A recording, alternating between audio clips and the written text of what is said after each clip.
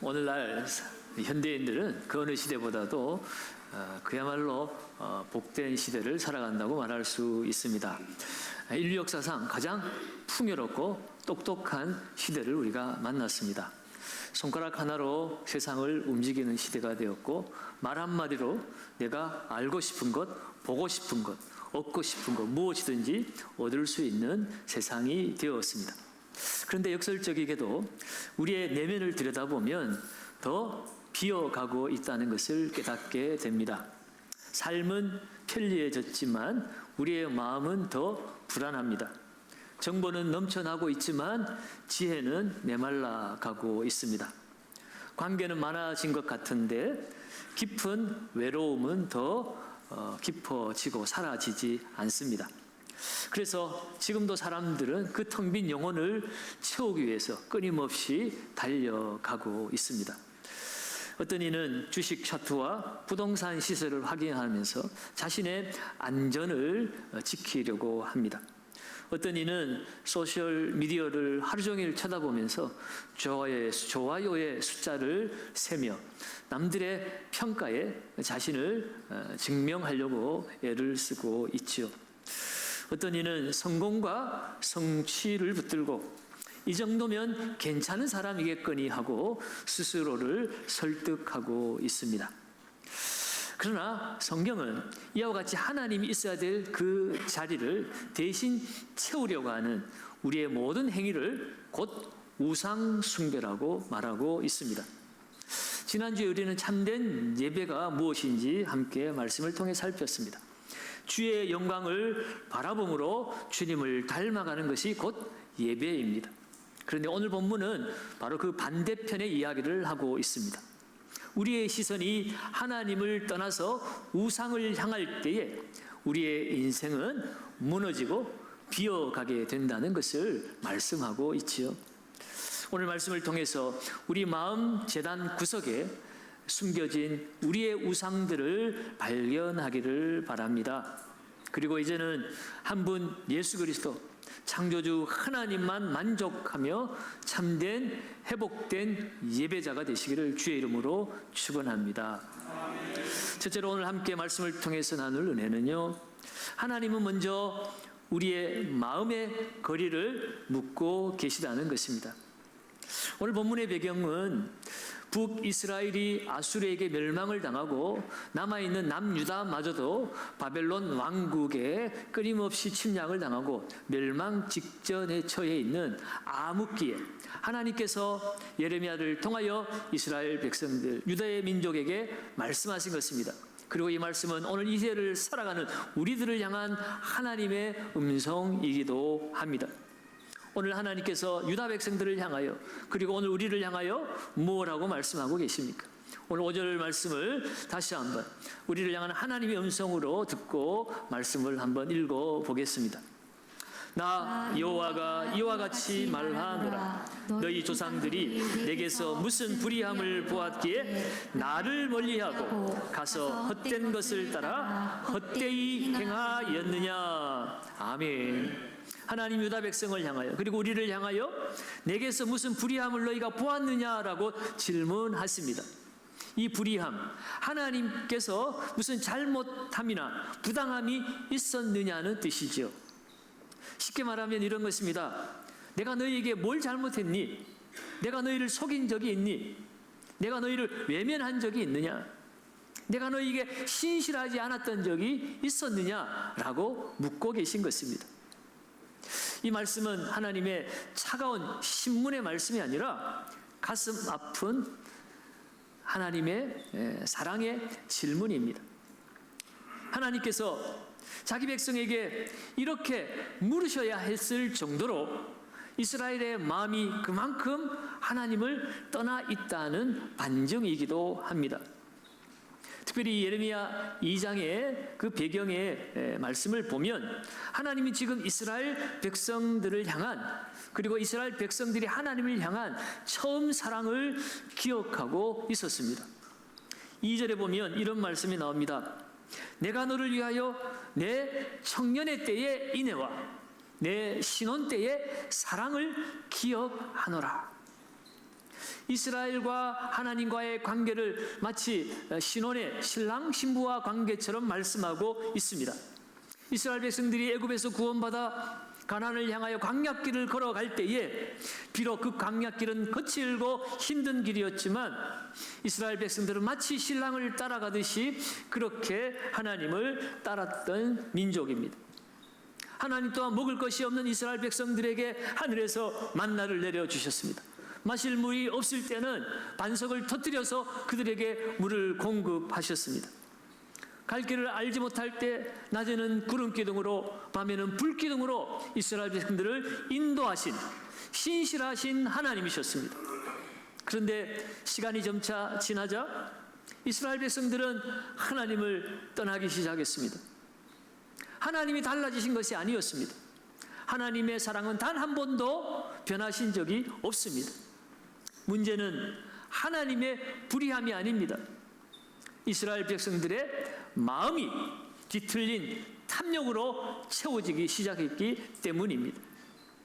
이스라엘 백성들이 가나안 땅에 들어가자마자 그들은 바알과 아스타롯을 섬기기 시작했습니다. 바알과 아스타롯은 풍요와 다산의 신입니다.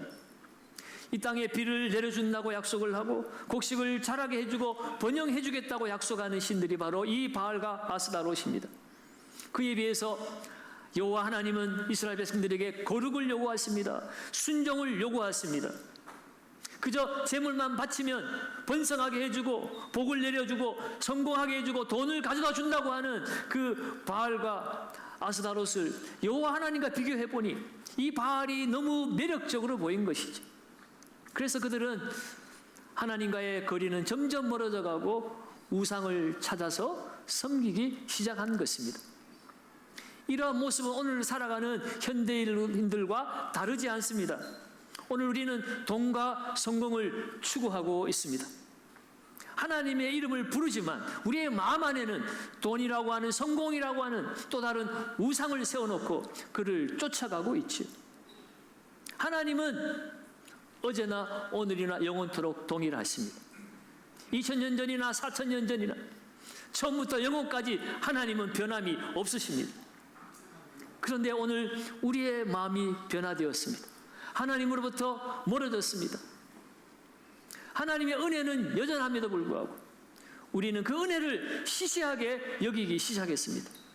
하나님의 말씀이 여전히 생명임에도 불구하고 우리는 그 말씀을 부담스럽게 여기고 있습니다. 그래서 오늘 하나님 우리에게 무엇을 했느냐, 우리의 행동보다 우리의 상태를 묻고 있습니다. 왜 너는 나를 멀리하고 있느냐라고 말하는 것이죠. 사람들은 보통 겉으로 드러난 곳을 주목합니다. 예배에 왜 빠졌을까? 왜 기도하지 않는 것일까? 말씀을 왜 읽지 않는 건가? 왜 죄를 짓고 살아가느냐? 왜 감사하지 않고 있느냐라고 우리는 말하죠. 물론 그것들이 중요합니다. 그러나 왜 그렇게 되었는가? 그 근본 원인을 우리는 물어야 하는 것이. 그 모든 문제의 근본에는 우리의 마음이 하나님으로부터 멀어졌기 때문입니다. 여러분, 부부 사이도 그렇지 않습니까? 갑자기 부부 관계가 깨어진 것이 아니에요. 말이 줄어들었던 시간들이 있었습니다. 눈을 마주치지 않은 시간이 있었고 서로의 마음을 묻지 않고 한 공간에 있어도 마음이 멀어진 시간들이 있었기 때문에 어느 날 부부의 관계가 무너지는 것입니다. 신앙도 마찬가지입니다. 교회 안에 있지만 마음은 얼마든지 하나님으로부터 멀어질 수 있습니다.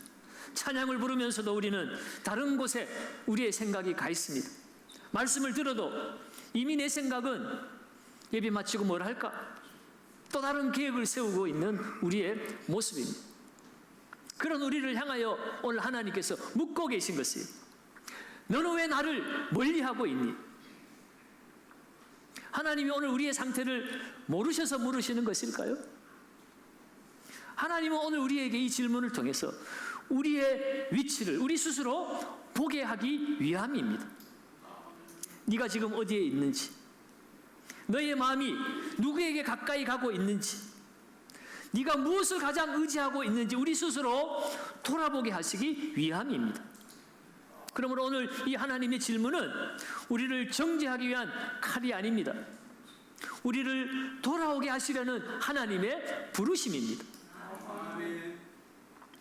우상을 경계하는 참된 예배가 바로 여기에서 시작되어집니다.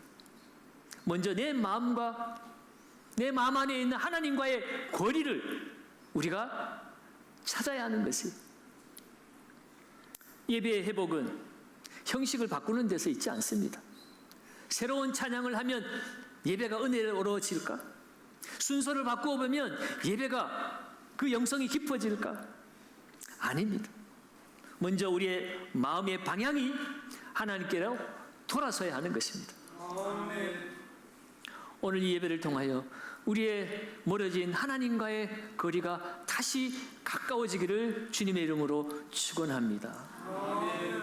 두 번째로 오늘 이 말씀을 통하여 우리가 함께 나눌 은혜는, 하나님을 멀리할 때 반드시 우리는 헛된 것을 따라가게 되어 있다는 것입니다. 오늘 본문 중간에 이렇게 말하고 있죠. 나를 멀리하고 무엇을 따랐습니까? 헛된 것을 따랐다. 여러분, 말씀의 순서를 잘 보아야 합니다. 나를 멀리하고 그 다음에 헛된 것을 따라갑니다. 다시 말해서 하나님을 멀리하면 우리는 다른 것을 반드시 따라가게 되어 있다는 거예요. 왜 그럴까?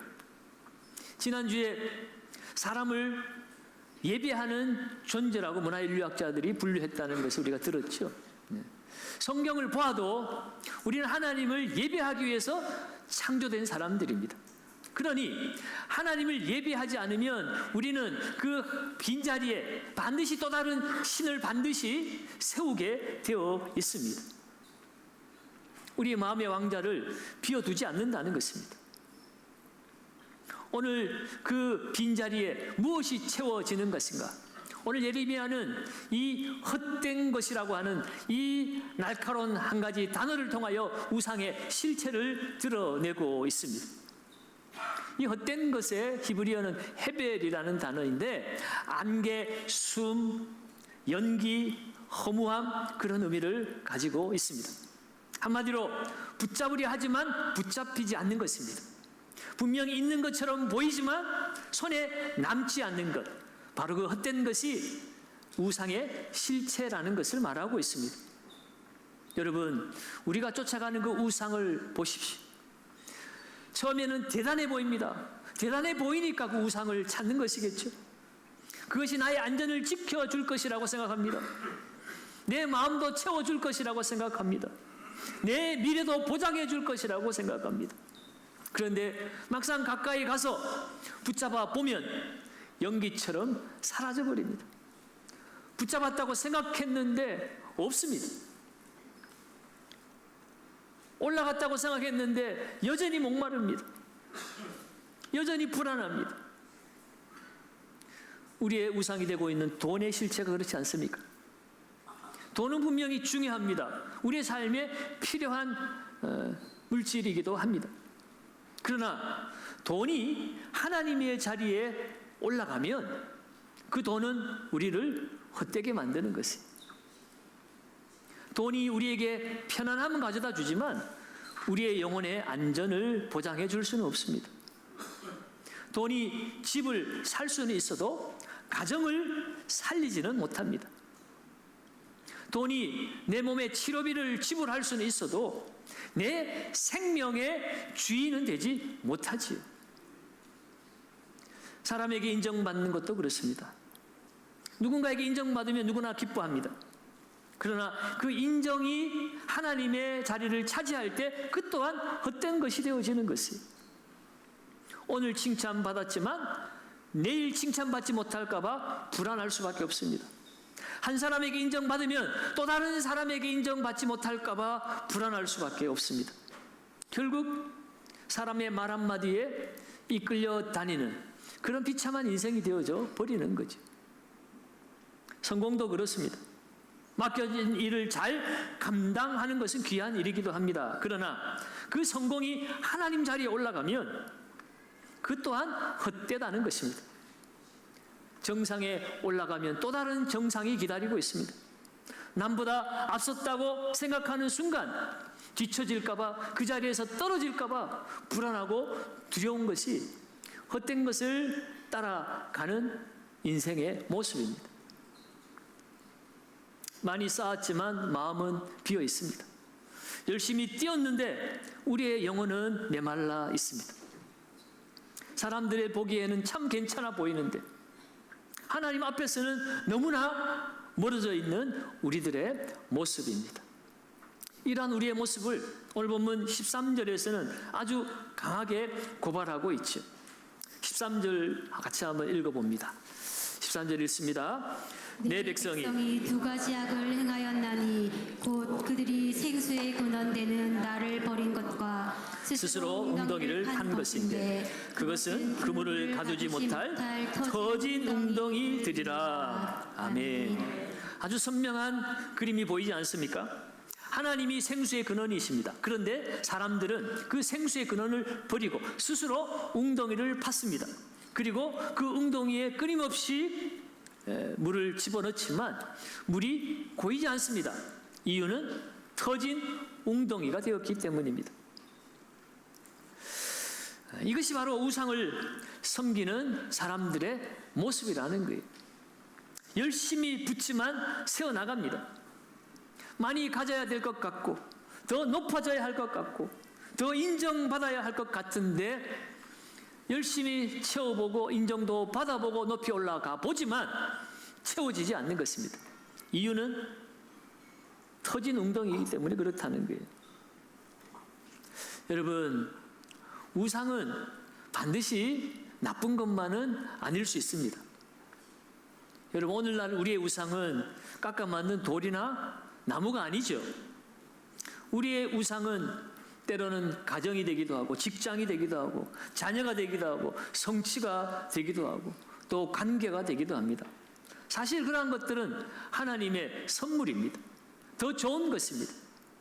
그런데 문제는 그 좋은 것이 하나님의 선물이 하나님 자리를 차지할 때 문제가 생기는 거예요.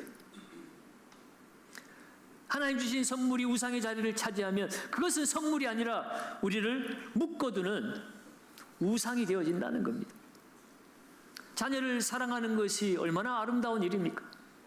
그러나 그 자녀가 내 인생의 전부가 되어질 때 부모도 무너지고 그 자녀도 함께 무너져 버립니다.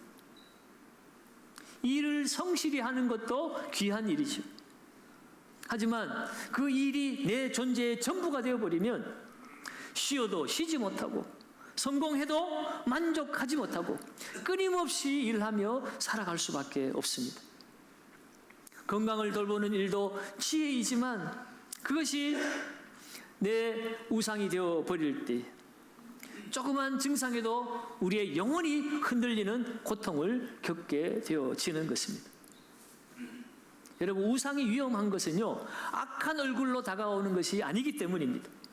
언제나 좋은 얼굴로 찾아옵니다. 그래서 더 위험합니다. 그럼 오늘 우리는 우리 스스로에게 물어보아야 합니다. 나는 지금 무엇을 따라가고 있는가? 생수의 근원을 버리고 터진 웅덩이에 물을 붓고 있지는 않는가? 오늘 내가 붙들고 있는 그것이 나를 더 목마르게 만들고 있지는 않은지 오늘 우리 스스로에게 질문을 해보시고, 그렇다면 오늘 우리는 용기 있게 말해야 합니다. 헛된 것이 헛되다고, 그 헛된 것을 헛되다고 말할 수 있는 용기가 참된 예배의 시작입니다. 세상 모든 사람들이 성공을 붙들어라, 돈을 붙들어라, 사람을 붙들어라고 할 때 아니야, 그것은 하나님의 자리를 차지할 수 없다라고 담대하게 외칠 수 있는 것, 그것이 참된 예배입니다. 마지막 세 번째로, 참된 예배는 헛된 길에서 하나님께로 돌아서는 것입니다. 오늘 헛된 것을 붙잡으려고 했던 그 인생들의 결말을 오늘 마지막에 이렇게 선포하고 있죠. 헛된 것을 따라 헛되이 행하였느냐. 이 말씀을 원어적 의미를 살려 직역을 해보면 이렇습니다. 그들은 헛된 것을 따라가다가 자신들도 헛되게 되었다. 우상 숭배의 결과가 바로 이런 것이라는 거예요. 지난주에 우리가 바라보는 그것을 우리는 닮아간다고 말씀드렸습니다. 그것이 예배의 법칙이었죠.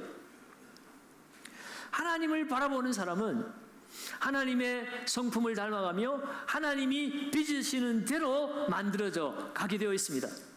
그러나 오늘 헛된 우상을 바라보며 우상을 예배하면 우리의 존재 자체도 우상과 같이 쓸모없는 존재가 되어버린다고 하는 것, 그것이 오늘 이 마지막 말씀의 경고인 거죠. 헛된 것을 따라가다가 너희도 헛되어진다. 우상을 따라가다 너희도 우상처럼 헛된 것으로 끝나버린다는 것입니다. 돈을 하나님처럼 붙들면 돈이 흔들릴 때 내 영혼도 같이 흔들립니다. 인정을 하나님처럼 붙들면 사람의 평가가 흔들릴 때 내 존재도 흔들립니다. 성공을 하나님처럼 붙들면 한 가지 실패해도 내 인생 전체가 실패했다고 느낄 수밖에 없습니다. 직장을 은퇴하고 어떤 사람은 마치 삶의 의미를 전부 잃은 것처럼 인생 자체가 무너지는 사람들이 있습니다. 어떤 사람은 가정에 자녀의 성적이 떨어지는 것 때문에 마치 내 인생이 파탄난 것처럼 절규하는 사람들도 있습니다. 자녀의 성적 때문에, 직장 하나 잃은 것 때문에 왜 그들의 인생이 무너졌다고 생각하는 것일까요? 그들의 직장, 그들의 자녀는 단순한 삶의 한 영역이 아닙니다. 그 직장, 그 자녀가 그 마음에 왕자의 하나님의 자리를 차지하고 있었기 때문입니다. 그들은 우상을 의지했던 거예요. 하나님을 의지한 것이 아니라 우상의 자리에 앉아있는 자녀를 의지하고 직장이 주는 안정감을 의지하고 있었던 것입니다. 여러분, 그 우상에게 실패했을 때 우상은 우리를 그냥 내버려 두지 않습니다. 우리를 찌르기 시작합니다. 단순히 낙심하는 정도로 버려두는 것이 아니라 마치 내 존재 자체가 실패한 것처럼 우리를 끌어내리는 것, 우리를 정죄하는 것, 그것이 우상을 섬긴 결과이고 우상이 우리에게 쉽게 말하면 해코지하는 거예요. 참된 예배는 일주일에 한 번 정해진 시간에 와서 정해진 의식을 따라 지나가는 것이 예배가 아니라고 그랬죠. 참된 예배는 우리의 마음의 성전에서 하나님이 아닌 것들을 제자리로 돌려놓는 것이 참된 예배입니다. 돈의 자리는 돈의 자리로 내려와야 돼요. 성공 또한 성공의 자리로 내려와야 돼요. 사람에게 인정받는 것도 인정받는 자리로 내려와야 됩니다. 오직 우리의 마음의 왕자에는 오직 하나님만 앉으셔야 되는 거예요. 하나님만이 우리의 진정한 예배가 대상이 되어야 하는 것입니다. 그렇다면 어떻게 우리가 하나님께로 돌아설 수가 있습니까? 우리의 결심만으로는 우상을 이길 수가 없습니다. 우상은 습관의 문제가 아니라 사랑의 문제이기 때문에 그렇습니다. 마음은 더 큰 사랑을 만나야만이 작은 사랑을 제자리로 돌려놓을 수 있습니다. 자녀 사랑하는 것 귀하고 아름다운 일입니다. 그러나 하나님 사랑하는 것보다 더 커서는 안 된다는 거예요. 하나님 사랑이 온전해질 때에 그 자녀 사랑도 내 과업과 내 꿈과 내 관계와 이 모든 좋은 것들이 하나님의 선물로 제자리에서 제 기능을 할 수가 있습니다. 그래서 우리에게 복음이 필요합니다. 우상들은 끊임없이 우리에게 요구만 합니다. 더 가져와, 더 증명해봐, 더 올라가봐, 더 인정받아봐, 더 완벽해져야 돼. 그것이 우상이 우리에게 요구하는 것입니다. 그러나 하나님은 어떻습니까? 우리에게 먼저 요구하지 아니하시고 먼저 자신을 내어주시는 분이세요. 독생자 예수 그리스도를 우리에게 내어주셨습니다. 십자가에서 우리의 죄와 헛된 길을 대신 짊어지셨습니다.